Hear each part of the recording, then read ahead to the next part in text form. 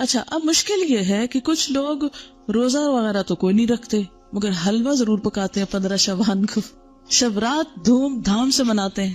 اب ہماری قوم کی اکثریت اس بات سے بالکل غافل ہے، بھولی ہوئی ہے. یہ جو ابتدائی شعبان ہے اس کے روزے کتنے فضیلت والے ہیں، لیکن حلوہ پکانے کی جو رسم ہے وہ بہت لوگوں کو پتا ہے. اچھا اب بعض لوگ یہ بھی کہتے ہیں کہ یہ مردوں کی عید ہے. جی کسی نے سنا ہے یہ پہلے؟ افسوس کہ ایسی میں نے آپ کو بتا دی ایک غلط بات، لیکن معاشرے میں کچھ جگہوں پر یہ مشہور ہے. تو یہ ہے کہ اس کو مردوں کی عید کہا جاتا ہے. تو اس ضمن میں بھی یہ ویسے بنیادی طور پر اس دن وہ ختم کا حلوہ ہی پکاتے ہیں اور مردوں کو ثواب پہنچانے کے لیے، اور اس قسم کی رسومات جو ہیں وہ ادا کی جاتی ہیں. اور اس کے لیے دلیل کیا دیتے ہیں؟ بعض کا خیال یہ ہے کہ نبی صلی اللہ علیہ وسلم کا دندان مبارک احد کی جنگ میں شہید ہوا تھا، تو اس وقت آپ سے روٹی نہیں کھائی جاتی تھی، آپ کو حلوہ پکا کر دیا گیا تھا.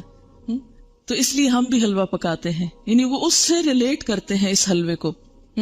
آپ کو معلوم ہے جنگ احد کب ہوئی تھی؟ شاباش، شوال 2 ہجری میں ہوئی تھی. اب شعبان تو تھا ہی نہیں، یعنی جنگ احد 15 شعبان کو تو ہوئی نہیں. ٹھیک ہے نا؟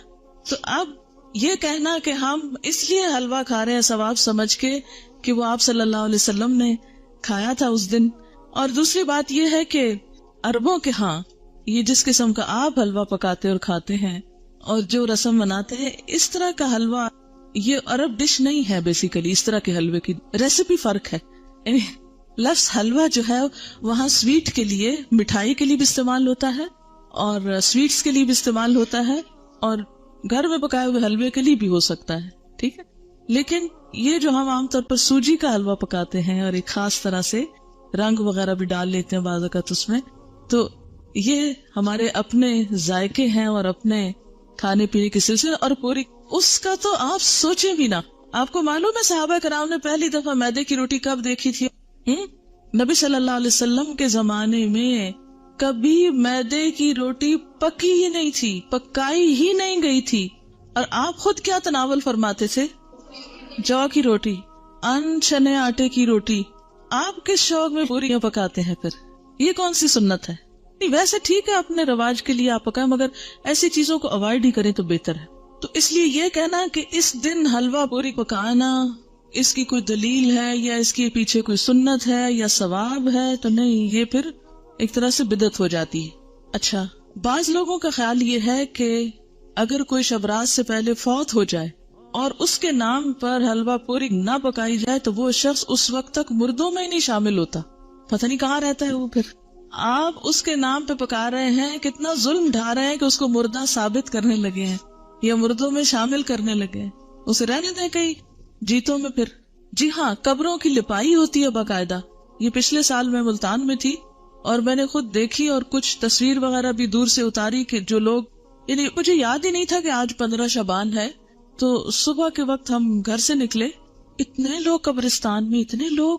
میں نے کہا خیر ہو، اتنے لوگ نعوذ باللہ کوئی اندر دفن ہو رہے ہیں، یہ کیا ہو رہا ہے؟ سچ مجھے پہلے نہیں سمجھ آئی کہ اتنا کیوں اس میں رش ہے نا. پھر تھوڑا سا ہم آگے گلی، وہ ہمارے ایک رشتے دار ہیں، ان کا گھر اس طرح ہے کہ جب ان کے گھر سے نکلتے تو گلی کے دائیں بائیں قبرستان ہے، پھر باہر مین سڑک پر آ جاتے ہیں تو پھر وہاں سے بھی نظر آتا ہے. جب ہم گلی سے نکل کے مین سڑک پہ پہنچے تو وہاں ایک سبیل لگی ہوئی تھی، تو اس سے پتا چلا کہ یہ عید کی طرح کا کوئی موقع ہے. اور پھر لوگ باقاعدہ لپائی کر رہے تھے، بچے بھی اور بڑے بھی قبریں لیپ رہے تھے اور پھر کو پھول ڈال رہے تھے اور کوئی رات کو وہ چراغاں کر رہے تھے. اب میں یہ سوچ رہی تھی کہ اگر ساری قوم سال میں ایک دن قبرستان کی صفائی کرنے لگتی ہے یا قبرستان میں جا کے لپائی اور اس پہ لگ جائے تو آپ دیکھیں کہ باقی کام کتنے رہ جائیں نا. اور پھر ہوتا کیا ہے، جب تک وارث جیتے ہیں کوئی لپائی آ کے کر دیتا ہے، جب وہ بھی چلے جاتے ہیں تو ختم ہو جاتا ہے سلسلہ. اب قبروں کو پکا کرنا یا ان کی بار بار لپائی کرنا یہ بھی کوئی سنت نہیں ہے. قبروں کو اونچا کرنا اور ان کو بہت نمایاں کرنا اور ان کی بہت اس طرح کی کیئر کرنا جو ہے، اس کا ہمارے دین میں تصور نہیں ہے. مردوں کا احترام لازم ہے، اس کے لیے اچھی گہری قبر کھودنے کے لیے کہا گیا، کھود کے پھر اس کے سائڈ پر زمین کھود کے بغلی قبر کا بھی حکم آتا ہے. وہ زیادہ بہتر ہے بنسبت اس کے کہ آپ تھوڑی سی قبر کھود کے اور پھر اوپر سے سنگ مرمر لگائیں یا کوئی اور، یہ چیزیں پھر ایکسٹرا ہیں. اس سے وقت بھی سرمایہ بھی ضائع ہوتا ہے. مردوں کو جو چیز فائدہ دیتی ہے وہ حلوہ پوری نہیں ہے، وہ آپ کی دعا ہے، جس کے لیے آپ 15 شعبان کا انتظار نہ کریں. کب کریں وہ دعا؟ ہر روز کریں. ہر روز نماز پڑھیں اور کہا کریں ربنا اغفر لی ولوالدی وللمؤمنین. اس میں سارے قبروں والے آ جاتے ہیں. وللمؤمنین یوم یقوم الحساب. صرف قبروں کے اندر والے نہیں آتے، باہر والے بھی آتے ہیں. المؤمنین، اتنی تو گرامر پڑھ لی ہے نا، ال لگ جائے اور پھر جمع کا بھی ہو ساتھ، سارے مومن آ جاتے ہیں، زندہ ہو کے، من الاحیاء والاموات، سب آ جاتے ہیں. تو بنیادی طور پر اس رات میں نہ تو کوئی حلوہ پکانے کا حکم ملتا ہے اور نہ ہی دن کو قبروں کی لپائی کا حکم ملتا ہے، اور نہ ہی اس قسم کی کوئی خاص اس دن کی کوئی عید ہے. اور پھر اسی طرح یہ ہے کہ بعض لوگ اپنے گھروں کی خاص صفائی کرتے ہیں اس دن. ہو سکتا ہے آپ لوگ نہ کرتے ہوں، لیکن یہ رواج بھی ہے. اور ایک مخصوص جگہ پہ حلوہ چپاتی رکھتے ہیں، یہ لپائی وغیرہ کر کے، تو ایک خاص کارنر جیسے ہوتا ہے. اور بعض لوگ اس کے ساتھ موسمی پھل اور مٹھائیاں وغیرہ بھی اس جگہ یعنی ایک سجاوٹ کرتے ہیں، بوفے کی طرح بنا لیتے ہیں اس کارنر کو. اور پھر ساتھ یہ بھی کہتے ہیں کہ لبان اگر بتی بھی تھوڑی سی ساتھ جلاتے ہیں کہ یہ مردوں کی فاتحہ ہو رہی ہے. آپ دیکھیں کہ مردے کو کیا کیا چیز فائدہ دیتی ہے. جب ایک شخص فوت ہو جاتا ہے تو کیا کیا چیز کرنی چاہیے؟ جی آپ فرمائیے. انسان قبر میں تنہا اترتا ہے، صرف ایک چیز ساتھ اترتی ہے اور وہ انسان کا اپنا عمل ہے. ٹھیک ہے، باقی 2 چیزیں واپس آ جاتی ہیں، اولاد اور مال. جیسے غلام وغیرہ ہو یا اور کوئی گاڑی جس پہ لے گئے اس کو، یا اس کے علاوہ بھی اگر کوئی چیز ہے تو یہ 2 چیزیں جو ہیں واپس آ جاتی ہیں، مال اور اولاد. باقی عمل ساتھ اترتا ہے. ایک چیز، صرف ایک چیز، اگر وہ تھوڑے بہت کمی بیشی ہے تو پیچھے والے اب اس کے حصے کے عمل تو نہیں کر سکتے، لیکن نمبر 1 دعا کر سکتے ہیں جو مردے کو فائدہ دے گی. اور اس کے لیے آپ اس دن سے دعا شروع کیجئے جس دن سے وہ فوت ہوا، اور ہر روز کیجئے، اور اس میں آپ دیر نہ کیجئے، کرتے رہیے. دوسری چیز، علم ينتفع به، ایسا علم جس سے لوگ فائدہ اٹھائیں، یعنی اس کے نام پر سے مراد یہ کہ اس کی طرف سے آپ کیا کریں، کسی بچے کو پڑھا دیں، کوئی اسکول بنوا دیں، کوئی کتابیں آپ لے کے لوگوں کو کوئی لائبریری میں رکھوا دیں، کوئی بھی علم کا کام، یا اس نے خود جو کچھ پڑھایا تھا اپنے اسٹوڈینٹس کو، یا کتابیں لکھی، یا کوئی اور اسی طرح کی چیز تیار کی. اور تیسری چیز جو اس کو فائدہ دیتی ہے وہ کیا ہے؟ صدقہ جاریہ. آپ اس کے لیے قربانی کریں، آپ اس کے لیے پیسے غریبوں کو دیں، مسکینوں کو کھانا کھلائیں، اس کی طرف سے صدقہ کر سکتے ہیں. ٹھیک ہے، لیکن خاص دن حلوہ پوری پکا کے، روشنی اگربتی جلا کے اور ایک خاص سٹائل میں یہ سب کرنا جو ہے، یہ نبی صلی اللہ علیہ وسلم کی ایسی کوئی سنت نہیں ہے، اور نہ ہی ایسا دین کو مشکل بنایا گیا ہے جو ہر شخص کے بس کی بات نہ ہو. یعنی ہمارا دین ایسا نہیں کہ کچھ لوگ تو اس پر عمل کر سکے اور کچھ اس پہ عمل کے قابل ہی نہ ہو. اب ہر شخص تو حلوہ پوری پکا نہیں سکتا. مثلاً میں حلوہ تو شاید پکا لوں اگر پوری نہ پکا سکوں. آپ میں سے میرے خیال اکثریت روٹی بھی نہیں پکانا جانتی ہوگی. جب سے میں ہاسٹل میں رہ رہی ہوں تو میں نے اکثر لڑکیوں کی روٹی بنانی ٹیسٹ کی ہے، اور صحیح روٹی نہیں بنانی آتی، جو ہم میں سے ہر کوئی ہر روز کھاتا ہے. ہمارا اسٹیپل فوڈ ہے. کچی روٹی پکاتے ہیں، جلیبی پکاتے ہیں، صحیح روٹی نہیں پکانی آتی. تو اب آپ دیکھیں کہ اگر روٹی نہیں بنانی آتی تو پوری کس کو بنانی آتی ہوگی. ٹھیک ہے نا.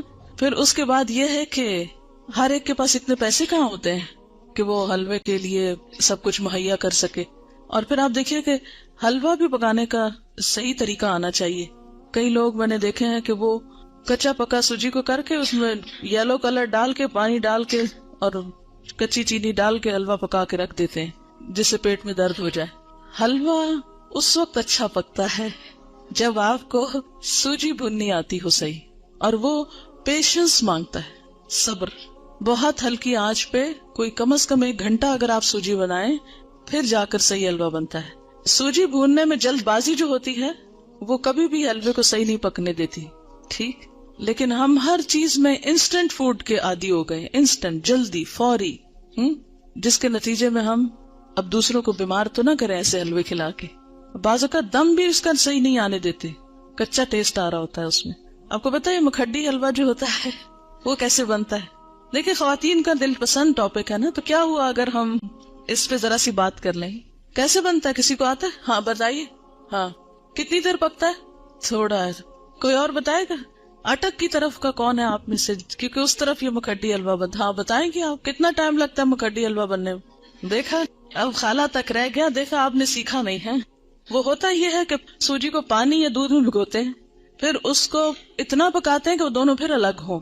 یعنی دودھ تو خیر الگ نہیں ہوتا، لیکن اس کا جو گھی ہے، گھی میں پکاتے نا، تو پھر وہ گھی اور وہ بالکل الگ الگ جب ہو جائے تو پھر اس کو چھوڑتے ہیں. اور تقریباً 6 گھنٹے تو اس میں لگ ہی جاتے ہیں اگر آپ صحیح پکانا چاہتے ہیں. ویسے تو 2 منٹ میں بھی آپ گھول کے گرم کر کے رکھتے ہیں.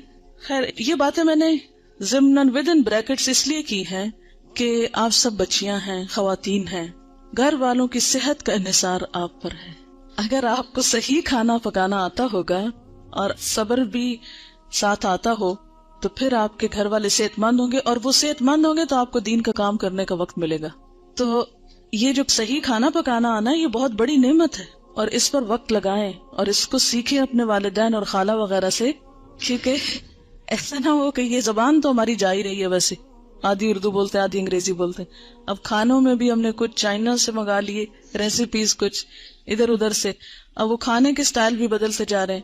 حالانکہ بیسٹ فوڈ جو ہے الحمدللہ ہمارے اس کانٹیننٹ کا ہے، کہ جو بہت اچھی طرح ویل کوکڈ اور ٹیسٹ کے حساب سے بھی اچھا ہوتا ہے.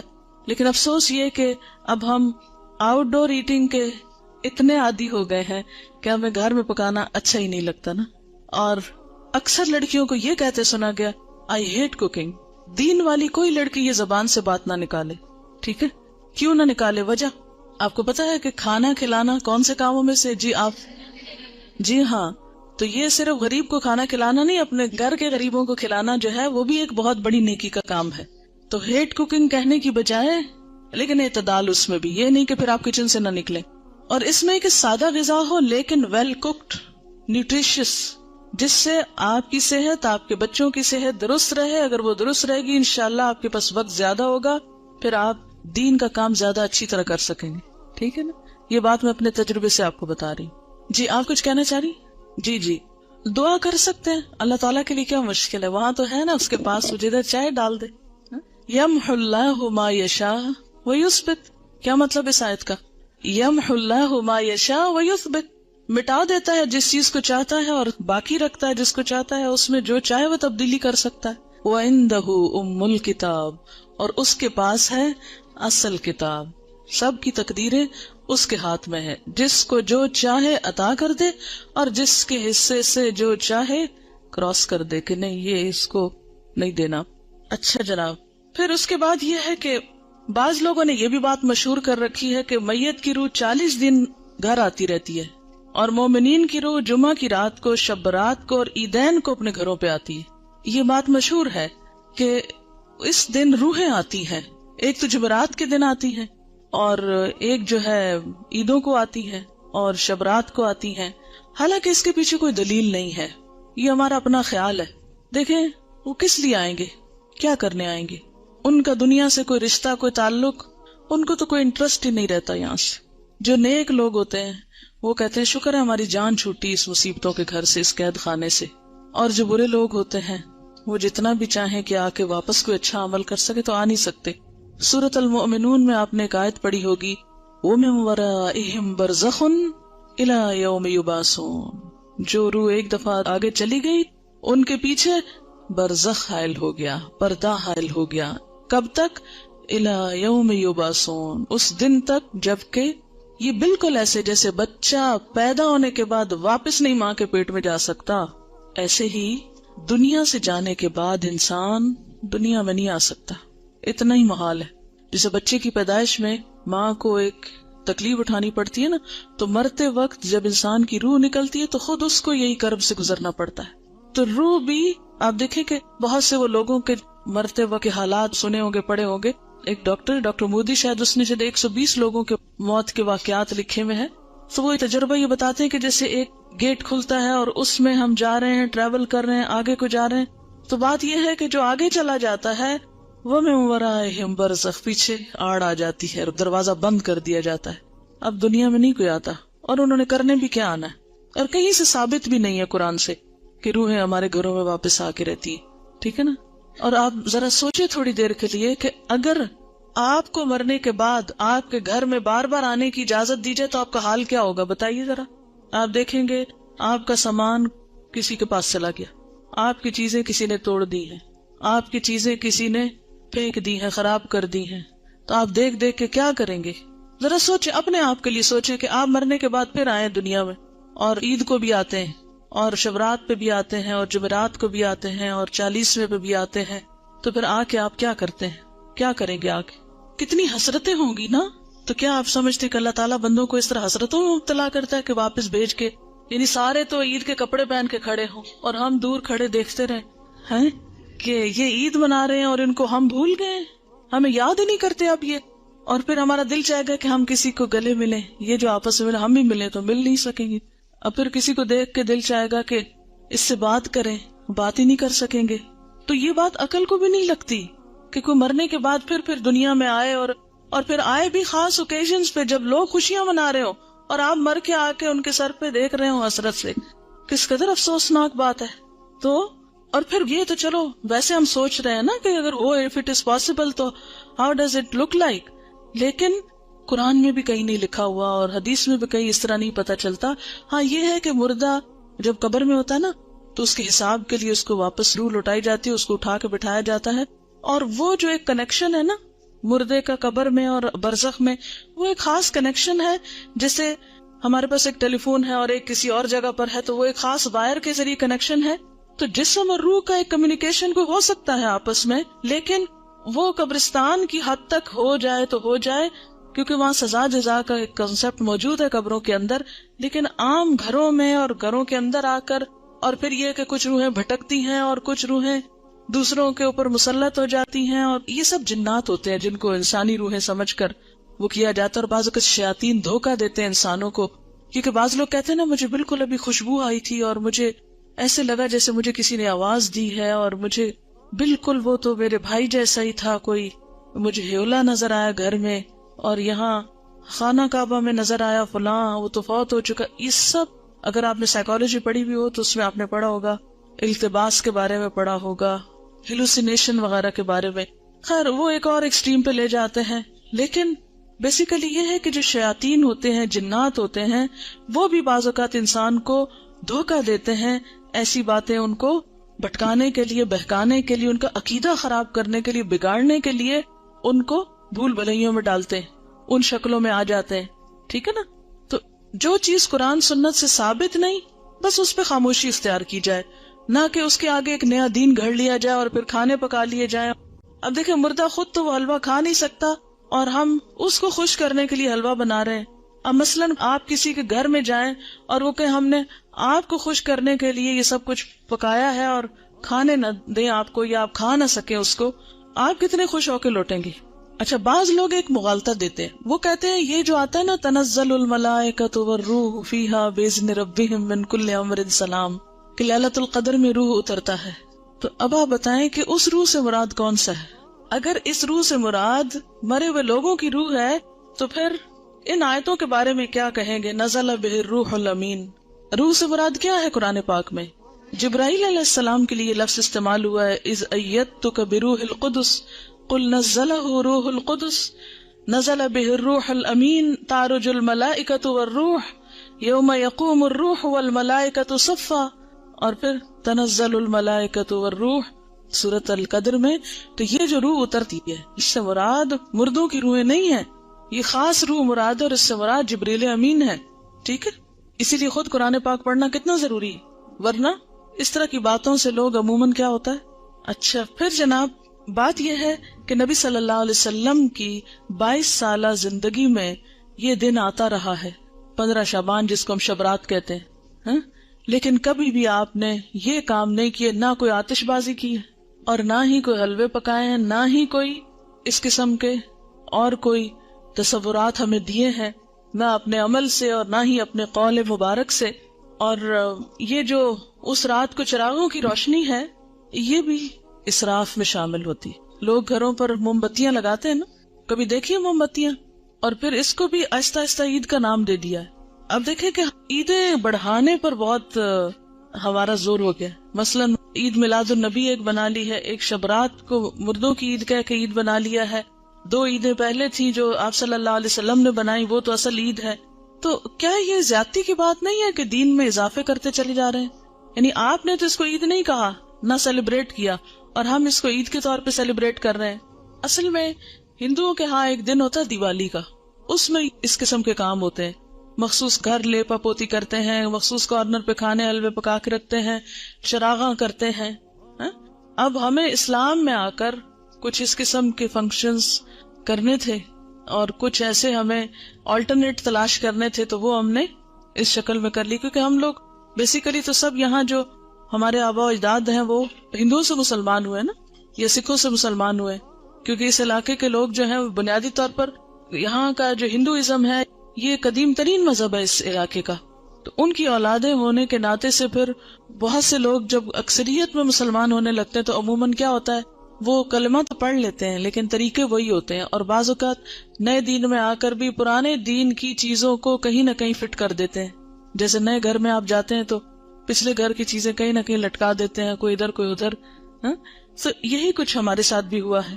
اور پھر یہ ہے کہ آتش بازی جو ہے اس میں جان کا نقصان بھی ہے، مال کا نقصان بھی ہے، ویسے بھی خطرہ ہے کہ کسی کو آگ لگ نہ جائے، یا خاص طور پر جو فائر ورکس کرتے ہیں. یہ تھی چند باتیں جو اس حوالے سے آپ سے کرنا تھی. اس کے ساتھ ہی جو کچھ کوشچنز ہیں میں ان کے جواب دے دیتی ہوں. ایک اور غلط فہمی بھی اس دن کے بارے میں ہے جس کا ذکر کرنا ضروری ہے. بہت سے لوگ یہ سمجھتے ہیں کہ اس رات کو تقدیر کے فیصلے ہوتے ہیں، 15ویں شعبان کو، ٹھیک ہے، کہ تقدیر لکھی جاتی ہے، اور اس کو کر دیتے ہیں مکس کس کے ساتھ؟ لیلۃ القدر کے ساتھ. لیلۃ القدر جو ہے وہ رمضان کی رات ہے. قدر کا کیا معنی ہے؟ نمبر 1 تقدیر، نمبر 2 اندازہ، نمبر 3 تنگ ہونا. اس رات اتنے فرشتے اترتے ہیں کہ زمین تنگ ہو جاتی ہے ان کے لیے. نمبر 2 یہ کہ وہ بڑی قدر و قیمت والی رات ہے کہ قرآن نازل ہوا تھا، انا انزلناہ فی لیلۃ القدر. اچھا، تیسری بات یہ ہے کہ اس لیلۃ القدر میں تقدیر جو ہے بندوں کی وہ فرشتوں کے حوالے کی جاتی ہے. تنزل الملائکۃ والروح فیہا باذن ربہم من کل امر. تو سارے امور جو ہے زمین پہ جن کی ایگزیکیوشن ہونی ہے وہ فرشتوں کے سپرد، یعنی سال کا بجٹ دیا جاتا ہے.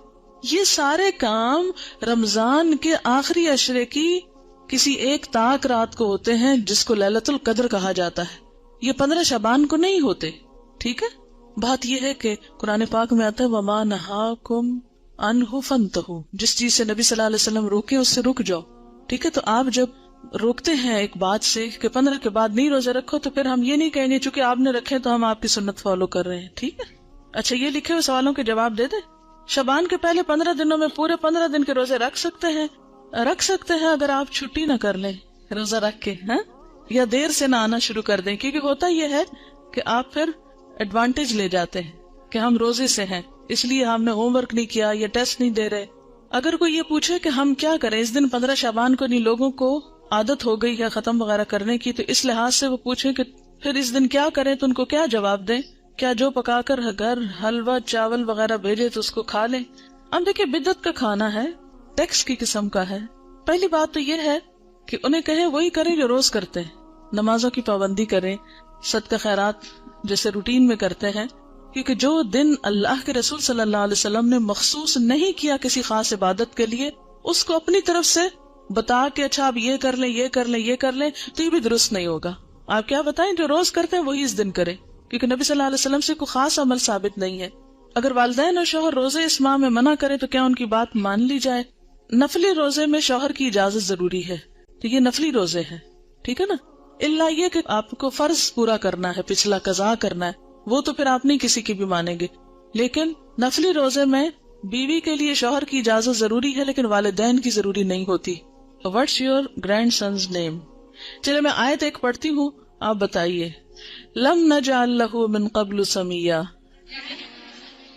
جی یہ نام اللہ تعالیٰ نے خود رکھا تھا نا حضرت یحییٰ کا. چلیے اگر کسی عورت کے پچھلے رمضان کے فرض روزوں کی قضا باقی ہو، وہ روزے رکھنے کی طاقت رکھتی ہو، تو 15 کے بعد رکھ سکتی ہے یا قطعی ممنوع؟ دیکھیں قطعی ہے یا نہیں، جب پسندیدہ یہی ہے کہ نہیں رکھے، الا یہ کہ قضا رہتے ہیں تو کچھ قضا پہ شوال میں جا رکھے. ٹھیک، روحیں اگر اس طرح نہیں آتی تو پھر ان کے بارے میں آپ کیا کہیں گی جو لوگ روحوں کو بلاتے ہیں اور ان سے باتیں کرتے ہیں؟ میں نے خود بھی کئی دفعہ یہ ایکسپیرینس کیا ہے یہ ایکسپیرینس میں بھی کر چکی ہوں، ایسی بات نہیں ہے، لیکن یہ سب جنات ہیں. مرے ہوئے لوگوں کی روحیں نہیں آتی، جنات ہوتے ہیں جو آس پاس گھومتے پھرتے رہتے ہیں، جن کو ہمارے حالات پتا ہوتے ہیں، اور وہ اس کے اندر آ کے جو باتیں ہمیں معلوم ہوتی ہیں وہی وہ ہم جو پوچھتے ہیں وہ کچھ نہ کچھ اوٹ پٹانگ بتاتے رہتے ہیں. It's just waste of time, کوئی فائدہ نہیں، علم لا ینفع ہے.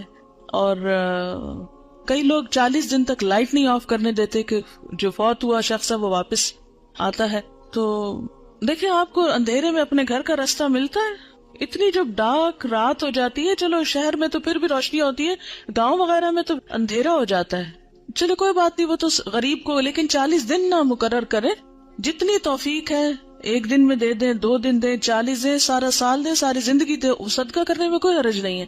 لیکن مخصوص نہ کریں کہ صرف 40 دن اور وہ بھی ایک مخصوص جگہ پر ہی بھیجنا ہے اور پکا کے بھیجنا ہے. آپ کچا راشن بھی دے سکتے ہیں، آپ کسی کو کپڑا بھی دے سکتے ہیں، آپ کتابیں لے کے دے سکتے ہیں، آپ کہیں کسی بیمار کا علاج کرا سکتے ہیں. یعنی صدقے کی تو بہت ساری قسمیں. دیکھیں یہ شب رات، شب کا مطلب بھی رات ہے اور رات کا مطلب بھی رات ہے. کیا ورثاء اپنے مردے رشتہ داروں کی کچی قبروں کو سال میں کسی دن بھی لیپ کر سکتے ہیں اگر کوئی خاص دن مقرر نہ کریں، بلکہ اس نیت سے کریں کہ قبر بیٹھ نہ جائے، دب نہ جائے. دیکھیں اس میں اصول یہ ہے کہ مردے کی جو حرمت ہے، ٹھیک ہے نا، مرے ہوئے انسان کی بہت عزت ہے، حرمت ہے، اسی لیے اس کو نہلاتے ہیں. حالانکہ مر گیا تو آپ کہیں اب تو مر گیا، کیا فائدہ اس نے جانا تو مٹی میں، نہلانا کس لیے. لیکن کتنا احتیاط سے نہلاتے ہیں، صاف ستھرا کرتے ہیں، پوچھتے ہیں، کفن میں لپیٹتے ہیں، پھر زمین میں اس کو دفن کرتے ہیں. یہ سب کچھ کس لیے ہے کہ انسان جانوروں کا نشانہ نہ بنے. اگر ایسے ہی جا کے رکھائیں کہیں ہم مردے کو، دفن نہ کریں تو کیا ہوگا؟ جانور کھا جائیں گے نا اس کو، کوے ٹھونگے ماریں گے اس کی آنکھوں میں، اس کا دماغ پھاڑیں گے، کتنا اس کا. وَلَقَدْ كَرَّمْنَا بَنِي آدم، بنی آدم کو ہم نے عزت عطا کی ہے. انسان خواہ زندہ ہو یا مردہ اس کی عزت ہے، حرمت ہے. تو دفنانے کی حکمت کیا ہے؟ حرمت نہیں پامال ہو. مٹی سے بنا ہے، مٹی میں واپس چلا جائے، وہ اس کے لیے معزز ترین مقام ہے. ٹھیک ہے نا. اب اگر کہیں آپ دیکھتے ہیں کہ قبر اس طرح بارش میں بھیگ گئی کہ جسم ایکسپوز ہو گیا مردے کا، تو اس کو دوبارہ دبانا، اس کے اوپر مٹی ڈالنا، اس کی لپائی اگر کرنا چاہیے کچھ بھی، تو دیٹس اوکے. یعنی اس حد تک تو ٹھیک ہے. آپ کو معلوم ہے ایک سیلاب آیا تھا، اس میں مجھے بتایا گیا تھا ایک علاقہ ہے شاید پنڈ دادن خان یا کون سا، کہ اس میں اتنا زور کا سیلاب تھا کہ زندہ گائے بھینسیں تو جو ڈوبی سے ڈوبی، جو مردے تھے وہ قبروں سے نکل کے تیرنے لگے تھے. جی ایسا ہوا تھا. یہ لئی نالے کا جو تھا، جی آپ نے دیکھا یا سنا اس وقت جب یہ ایسا دیکھا بھی تھا. تو اب آپ دیکھیں ایسے اگر نظر آ جائے تو کیا حکم ہے کہ اس مردے کو یعنی دوبارہ دفنایا جائے، اس کی قبر درست کی جائے، اس کو جانوروں کے حوالے نہ کیا جائے. اسی لیے آپ دیکھیں کہ اگر مردہ بچہ بھی پیدا ہوتا ہے یا ادھورا بچہ بھی پیدا ہوتا ہے، ناقص بچہ بھی پیدا ہوتا ہے، تو اس کو بن میں یا کہیں کوڑے کے ڈھیر پہ نہیں پھینکتے. آپ لڑکیاں ہوں اس لیے آپ کو یہ بات پتا ہونی چاہیے. بعض اوقات کیا ہوتا ہے کہ بچہ ابارٹ ہو جاتا ہے نا، مس کیریج جاتا ہے نا، اور بہت چھوٹا ہوتا ہے کہ ابھی بعض اوقات اس میں روح پڑی ہوتی ہے، بعض بہت چھوٹا سا. ایون اگر مضغہ کی سٹیج بھی ہو، مضغہ کی سٹیج پر بھی ایسی کوئی تکلیف ہو کہ انسان نہیں بنا، شیپ نہیں بنی، بازو نہیں بنے، لیکن بوٹی پوری بن چکی ہے، تو بھی اس کو بن میں نہ ڈالیں. کیا کرے؟ یا کہیں زمین کھودے اور اس کے اندر.